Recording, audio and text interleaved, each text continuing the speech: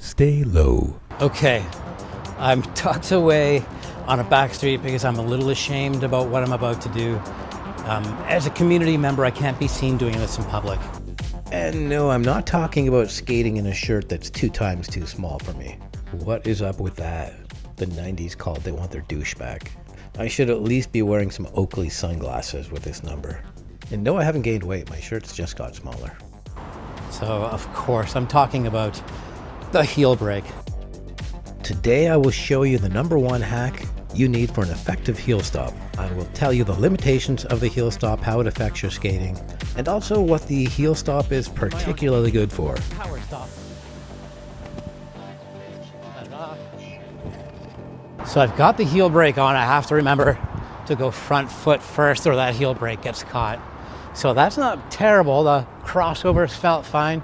I wondered if my crossovers might be too close to handle a heel brake. And that's not really an issue. Okay, let's take a look at this heel stop. Check out my overall profile here. So I'm quite upright.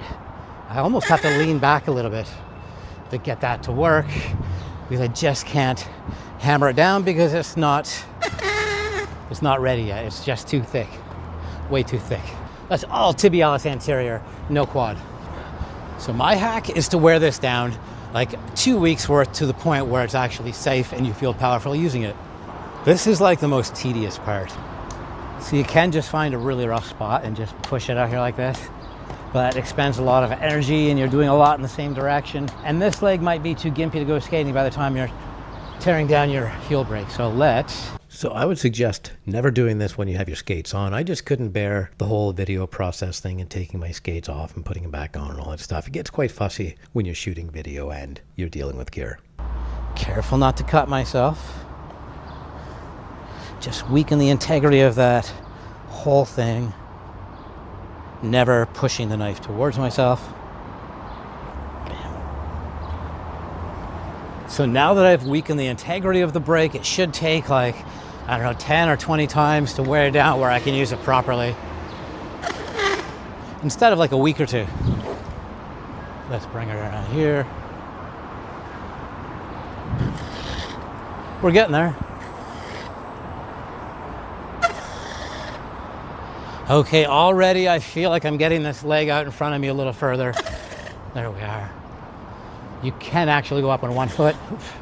Not yet, not yet.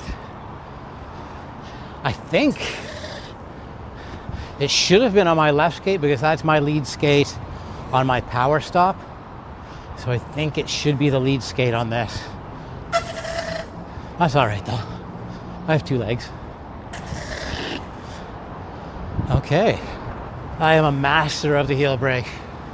I am a master blader. Master blader. There we are. Nice.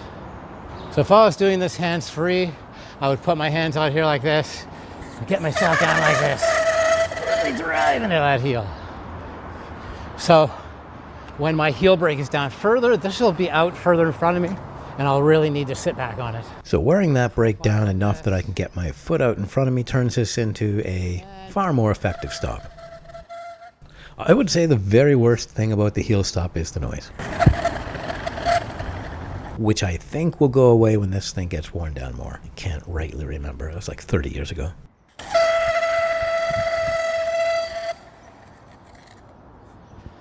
That takes way too long.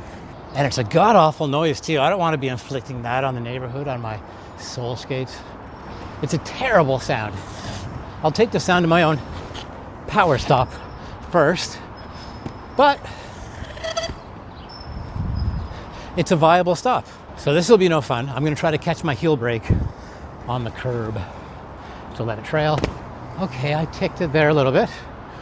I'll show you that again from a different angle. Yep. You can see it catch. One more time. I can't tell you enough that this will happen with a heel brake if you lead with the wrong foot. It's not the end of the world. I feel like I'm skating normal. Am I whining about it? I guess that's the sound of me finding out I was wrong. You can skate pretty well in a heel brake.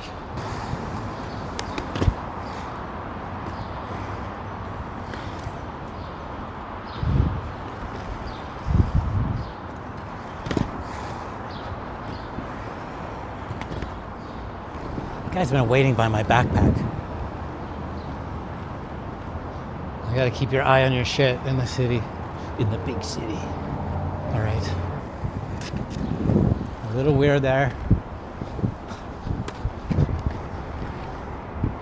Let's do it.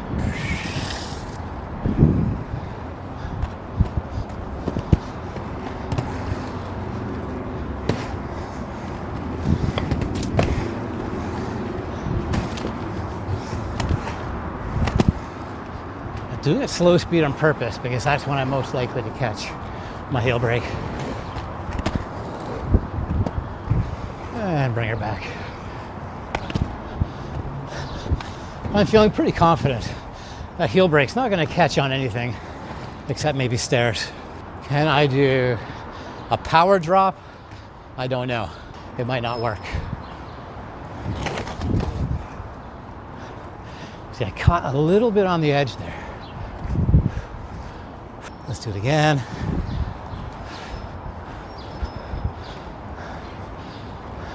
Hammer down. Sorry. See, I'm feeling the side of the brake on the power stop. So the few power stops I did try really felt like a no-go. And when I got home, sure enough, I found that I was making contact on the heel brake mount in the bolt. So yes, power slides and power stops will be a total pain in the ass on these. So maybe it is a bit of a either or situation because this brake does make contact. Okay, so the heel brake works. It's really difficult to use on a power stop. It's not very useful there. So it's an either or. So if you want to learn to power stop or you want to learn to power slide properly, you will have to get rid of your heel brake. I didn't know that.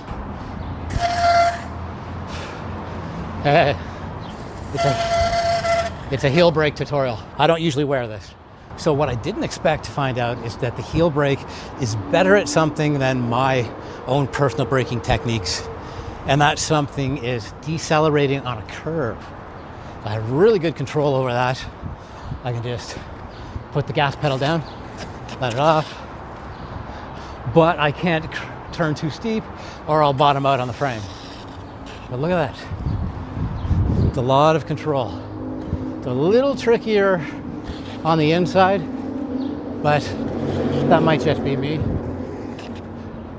But yeah, on every end of every curve, there is some of that to be had.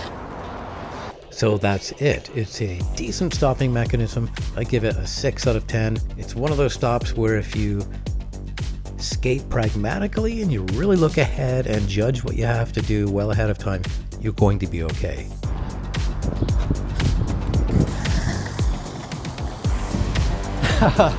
Okay, it takes a very long time to stop, but for the curve, not so bad.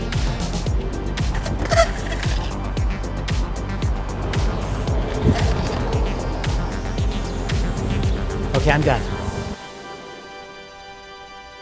Stay low.